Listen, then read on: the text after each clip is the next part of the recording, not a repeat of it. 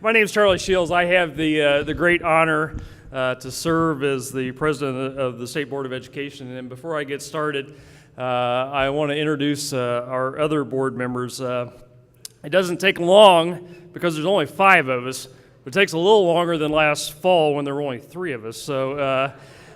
So rejoining the board by Governor Parson appointment is a longtime friend of education, and that is Peter Hershen. Peter, please stand.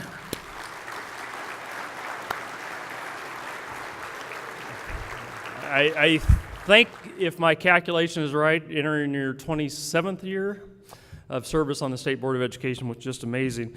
Then Governor Parson made a tremendous pick to represent the 5th Congressional District, and she's somebody that we've talked long about service on the State Board, and would like to welcome Carol Hallquist to the board.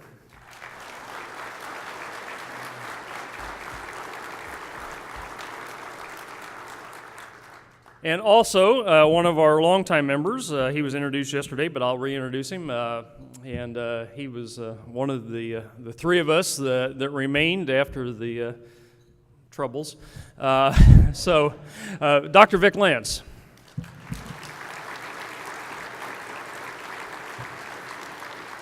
And then Mike Jones is, I think, on a conference call, but he is here in attendance, and so let's give Mike a round of applause in his absentia.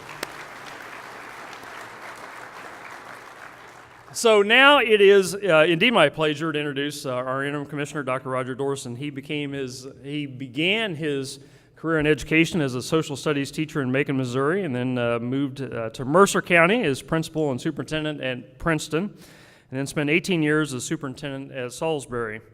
At the Department of Elementary and Secondary Education, Roger was the coordinator of school, financial, and administrative services for 9 years. He was then promoted to Deputy Commissioner of the Division of Financial and Administrative Services on July 1st of 2016.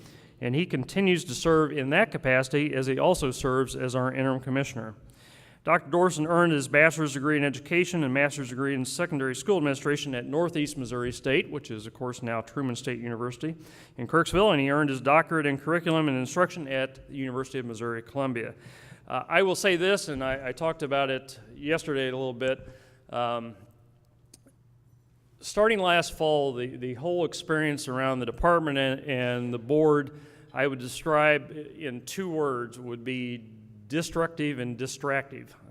So it was a very difficult time for the board. It was a difficult time for the department. It was a difficult time for public education in our state. And it could have quickly spun out of control. I mean, you could have seen a mass exodus of leadership from our department, but that did not happen. And our department remained intact. It remained committed to our children and to public education in this state, and I give much of that credit to the man that I'm going to introduce and bring forward, and that is Dr. Roger Dorson. Roger, thank you for everything you've done for us.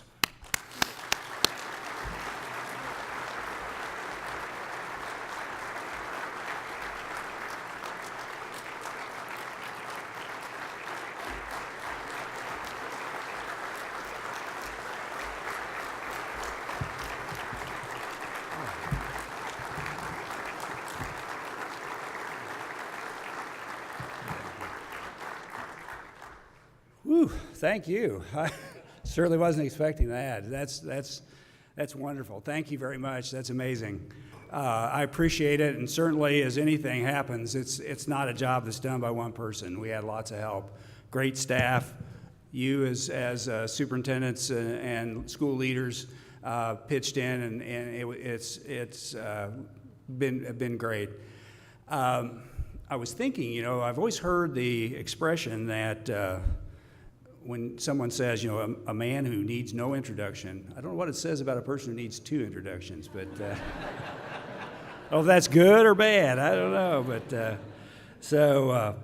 But it's really a pleasure for me to be here, and like I said, I thank you so very much for the overwhelming and takes me a little while to get adjusted here. It's kind of like yesterday with the Pioneers in Education.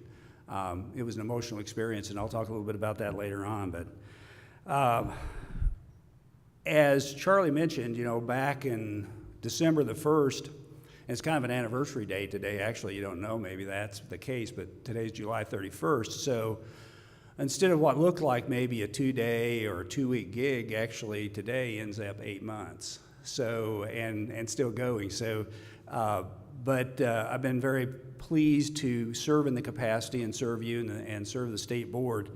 But I'm certainly very grateful. Charlie Shields and Vic Lenz and Mike Jones, who the three who were able to stay and serve with the state board, have been fantastic in their leadership and keeping the ship together. And I certainly look forward to serving again with serving for Peter Hershen back on the board and Carol Hallquist. I think that, as Charlie said, Governor Parson did a tremendous job in the reappointment of Peter to the board and then the appointment of Carol Hallquist. Those of you who don't know, you may know Peter and for all of his years on the board. You may not know Carol, and she will do a fantastic job as a state board member and already has done so far. So I certainly want to talk to them about that. While many questions still remain, I'm excited about how the road lies ahead for the future of public education. As I said earlier, I would like to thank each and every one of you in this room for your support and your continued hard work for the students and the staff of your districts. I know our staff, despite the circumstances this past year, have continued to press forward. One of the first things I did when I became the interim commissioner was to go to each floor and say, one of the things we need to do, we may have been dealt a tough blow, but one of the things we have to do is we have to do business as usual. We need to charge ahead. We have students out there that rely on us, and we need to do that. And our staff, I must say, have done a tremendous job. I know also, besides the tough questions maybe that our staff had been asked, you as school leaders back in your community were asked those tough questions as well. And you continue to respond and do the job of the best interest for the students of the state. Throughout this past year, the department found itself we like to be on the front page in the 10 o'clock news if it's positive. We found out that in a lot of the cases over the past year, we found ourselves on the front page of the paper and on the 10 o'clock news. But the thing I have to say is that everyone involved in public education, the people at the department, you as members of the school districts of the state, always took the high road. And you performed and responded admirably the entire time to some very difficult times as far as education was concerned. We saw how districts continue to proceed with business as usual, showcasing both your in and out of classroom creativity to reach every student who came through the door each morning. We knew that the work never stopped, and while the top of the tower may have swayed a little bit, the base was as solid and rock solid all throughout the school year. I speak on the behalf of the entire DESE staff, both in the room and throughout the state, that I'm saying a great big thank you to all of you who continued to do the job that you were hired to do and do the job well for educating the students in the state. Recently, the department took on a new slogan, Show Me Success. In fact, I think one of our speakers, Thomas Murray, may have referred to the Show Me State. Well, there are lots of ways and lots of legends as to how the Show Me State got its name. Being a history teacher, former history teacher, I know some of those. Some of them are very flattering. Like for example, during the gold rush in Colorado, one of the ways it came up with was that there were lots of Missouri miners who went to Colorado. And the statement was, oh, he's from Missouri. You'll have to show him. So that's not a very flattering way how the Show Me State came about. The one I like to refer to is giving credit to a congressman by the name of Willard Duncan Vandiver. He served in the U.S. House of Representatives from 1887 to 1903. During a speech at an 1899 naval banquet, he said, I come from a state that raises corn and cockleburrs and Democrats, and frothy eloquence neither convinces nor satisfies me. I am from Missouri. You've got to show me. Well, our new slogan continues to focus on the overarching goal that all Missouri students will graduate ready for success. What that looks like for every student is different. For some, that will include a full ride scholarship, maybe academic, athletic, to the school of their dreams. For others, it means that they will move forward and complete further education that puts them into a profession that covers the bills, keeps them close to family, makes them happy. For others, that means that they will find a true calling or a lifelong passion. By providing students access to broad-range, high-quality educational opportunities, you're setting students in your district up for that long-range success. It is up to you and your staff to help show students what success looks like to each and every one of them. We are here to help as much as we can along the way, we being DESE, but the real work and the transformations happen on the one-on-one level that you can provide on a daily basis. We host this event every year to provide the opportunity for administrators to come together and share ideas, to hear from your peers and DESE staff, and oh, by the way, we instituted something this year and I hope will become a continuation. I know there's lots of people who are my age remember this as a common theme in this conference in the past. It's referred by a variety of names. One of them is technical assistance, help desk, or whatever you want to call it. We've not had that for about 10 years of this conference, so there's probably a large number of people in this room who have never had that. To people of my age, my colleagues, it was extraordinarily helpful. Now, I understand we came from a different age where, the electronics and all that, but it was a tremendous value.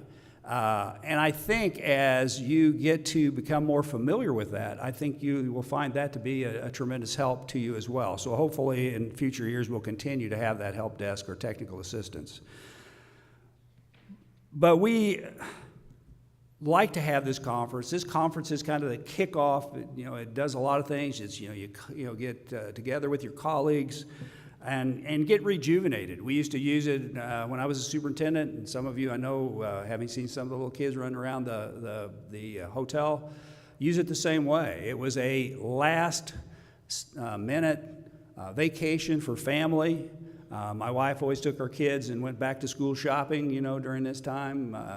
The Lake of the Ozarks provides a lot of, mini golf and go-karts, and so it was kind of this is it. And I think most of you kind of share that same feeling, that this is it. This is, when this conference is over, hey, game's on, it's ready, we're ready for school. And I think that's the way we've always looked at it. And I think it's been very helpful. In this conference, you've had an opportunity. I think, the two speakers we've had have been tremendous. Thomas Murray on Sunday evening spoke about his experience in K-12 digital leadership and how digital learning and personalized professional learning can provide meaningful change to students in your staff and district. What a fantastic job. And it's really unusual because a lot of times you'll have a conference and you don't have, both speakers are like, I didn't really think much of them. Or you'll have one or the other. To have two that, in my opinion, did a tremendous job, and the thing about it is they approached their presentation in completely different manners. On yesterday morning, Paul Tuff spoke about how children can succeed and how personality traits are key characteristics as far as the future life success. Grit, or overcoming toxic environments within their household or within their community. Very powerful and very insightful message. You had the opportunity to attend up to 5 separate breakout sessions that covered everything from career pathways to Missouri Leadership Development System, from apprenticeships to accountability updates. The focus on education, while traveling in the same direction, continues to pull from more and more areas to find the best path for student success. In some districts that are large, you have a large number of staff to cover it. As we know, a lot of districts in the state are small, so you have a smaller staff to deal with that. However, in the end, we have to show every student in Missouri that their long-term path and goals are the most important things every day. There's a podcast produced by the National Public Radio called How I Built This. Perhaps you are a subscriber and know and have heard this program. It describes itself as a podcast about innovators, entrepreneurs, idealists, and stories behind the movements they built. It started a little over a year ago and has featured some incredibly creative, business-savvy individuals, such as Herb Kelleher of Southwest Airlines, Ben Cohen and Jerry Greenfield of Ben and Jerry's Ice Cream, Blake Mykoski of Tom's Shoes, or Jimmy Wales of Wikipedia. A common trend from these short 30 to 45-minute interviews is that many of these incredibly bright business leaders really struggle with school. What really sticks out to me from these interviews is that the listener will often hear a phrase like, "I found myself really drawn to history, but I just couldn't enjoy math at all." Or, "I wish I could have found a way to dive more deeply into business or find ways to make things more relevant with other courses I had to take." This kind of blended team teaching, or whatever you want to call it, innovation, is showing up more and more frequently in classrooms throughout the state. An example I would like to show today highlights a 9th grade classroom in the Jefferson City School District, where a larger room of students work with 2 teachers, one an English teacher, one a social studies teacher. And they take topics and ideas and have them presented in a brand new way. Let's take a look. Why do you think that the year matters? We're in our 6th unit, and that unit is related to, specifically, if we're talking about from a framework of social studies driven, it's related to students learning about the process of a bill becoming a law. Took some bills that are currently being considered in the Missouri legislature, and then he wrote some English-style questions that essentially got the kids to analyze the bill, kind of attacking it from an English angle. And then we also wrote in a few things that would take a look at the government side of it.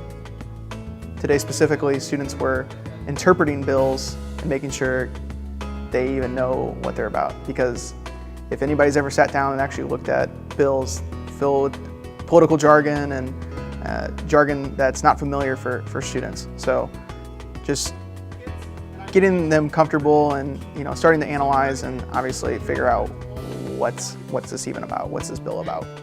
There's never a time where I stand up and say, we're doing English, or standing up and saying, we're doing social studies. Or we even have a 3rd teacher that comes in sometimes and says, and he's our technology applications teacher. He doesn't stand up and it's just like, this is tech apps, this is things that you do on the computer, and then not talk any way or any form about our subjects. It's always cohesive, it's always integrated. We kind of go back and forth between the two, and we intermix the two like crazy. I mean, there's been times where I've read a book by a Missouri author and kind of talked to the kids about it, and talked about the historical elements in it, but talked about some of the literary elements in it. I mean, sometimes I kind of become a little bit of an English teacher. As you saw today, Mr. Mariani definitely became a social studies teacher to a degree. For me, it's incorporating my favorite subject and my least favorite subject. Big history guy, not such a great English guy. So I find it kind of interesting because it makes adding like my favorite subject to the least one a little bit easier for the other one. But incorporating doing essays on more topics I already understand, kind of already love learning about and stuff, is kind of giving me more of a drive to actually try and get the English side of things brought up a bit. And the idea of 2 subjects coming together, it forces students to be more of a critical thinker than they ever thought. Since we have to write a lot about history, we have to, of course, do research, especially we just did a bill narrative, so we had to learn all about the bill, and then we went through how the bill becomes a law. So English is not my favorite subject, and I'm sure it's not other people's favorite subjects, but if you can incorporate that with other, maybe what their favorite subject is, and it'll help them kind of steer the ideas and learn what they need to while still working on the thing they love. So it all starts with collaboration. Mr. Tab and I have to work well in advance, making sure what's the best way that we can collaborate and mix English and social studies together to where it's student language and it makes sense to us too, because sometimes we can't just throw random wrenches in and assume that students are going to get it, assume that we're going to get it. It's never a good idea to fly by the seat of your pants. So it starts with planning, and then obviously following standards.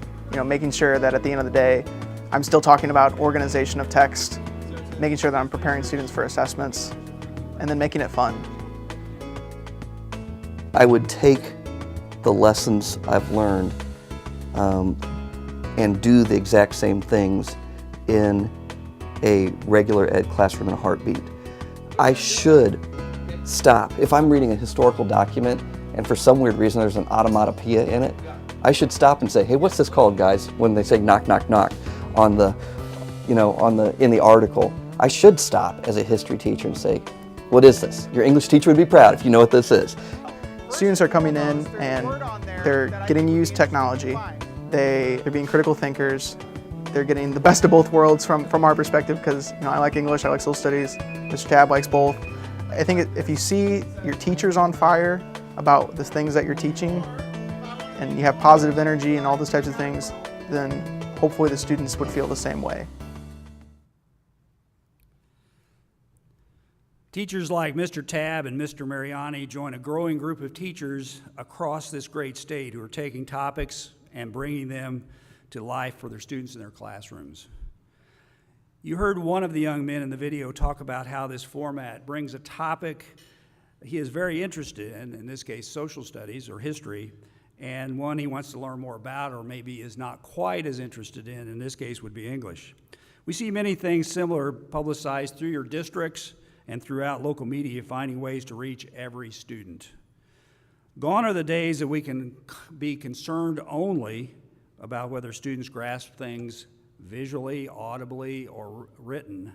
As technology continues to improve, we must continue to adapt and think outside the proverbial box to ensure every student graduates ready for success, that every child is prepared to enter the world that awaits them. Working as one, we can manage the challenges that face all Missouri schools. A conference such as this, or any other professional event you attend throughout the year, serves as a fantastic start. But we have to take what we share and learn and craft the conversation to spotlight the good that we see daily in our schools and districts. I applaud each of you for your work in this area to help shine the brightest possible spotlight on public education in Missouri. I referenced earlier the words of Congressman Vandiver, and his words echo ever true today. Our nation's leaders and the coming generation, the movers and shakers, are crying out for people to show me. Missouri students are being prepared every single day to answer those calls. Teachers in Missouri are energized and have accepted that challenge by expanding the traditional classroom boundaries and engaging new methods of instruction. Our students are responding. Our current students are our future. Making sure that they are prepared to be productive citizens upon graduation should be the utmost important to all Missouri teachers, administrators, and staff. Once again, I thank you for spending time with us at the Administrators Conference. I hope that you've gained some valuable insights and had questions answered, networked with your peers to get a start on the 2018-19 school year. DESE staff, and I mean this sincerely, DESE staff, including my office, is available at any time. You just don't hesitate to contact us either by email or phone. You know, in closing, I'd like to just say again what a fantastic conference we had. I mean, I think it was one of the best that I've been able to attend, and certainly a conference like this does not just happen. There are lots of people behind the scenes working, and two people in particular that I would like to recognize, Robin Kaufman and Robin Barber. Would you all please stand? They're over there in the door.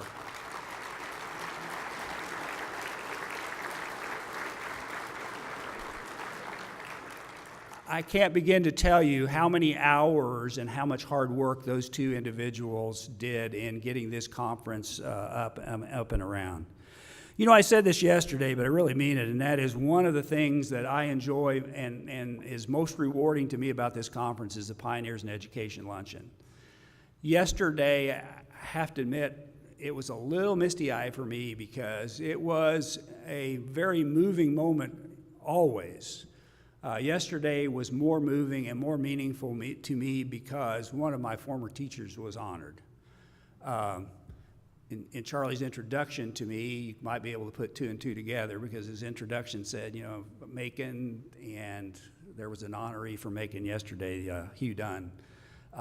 Fantastic man, and I started thinking, you know, the Pioneer in Education Luncheon means a lot because in this case, as a former teacher, you know, he was my former teacher, but what really happened is I went back to Macon as a teacher myself.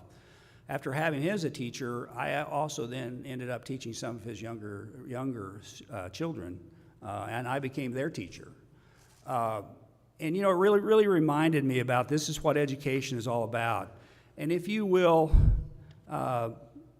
allow me, I would like to end my comments today with one of my favorite poems, which I think sums up what we're all about in education. And some of you may have heard this. This is a tremendous, I think a tremendously impactful, thoughtful poem regarding education. An old man going a lone highway came at evening, cold and gray, to a chasm vast and deep and wide, through which was flowing a sullen tide. The old man crossed in the twilight dim, the sullen stream had no fear to him. But he turned when safe on the other side and built a bridge to span the tide. Old man, said a fellow pilgrim near, you are wasting strength with building here. Your journey will end with the ending day. You never again will pass this way. You've crossed the chasm deep and wide. Why build you this bridge at the evening tide? The builder lifted his old gray head. Good friend, in the path I have come, he said. There followeth after me today a youth whose feet must pass this way. The chasm that has been naught to me, to that fair-haired youth, may a pitfall be. He too must cross in the twilight dim. Good friend, I'm building this bridge for him. Thank you all. Have a great 2018-19 school year.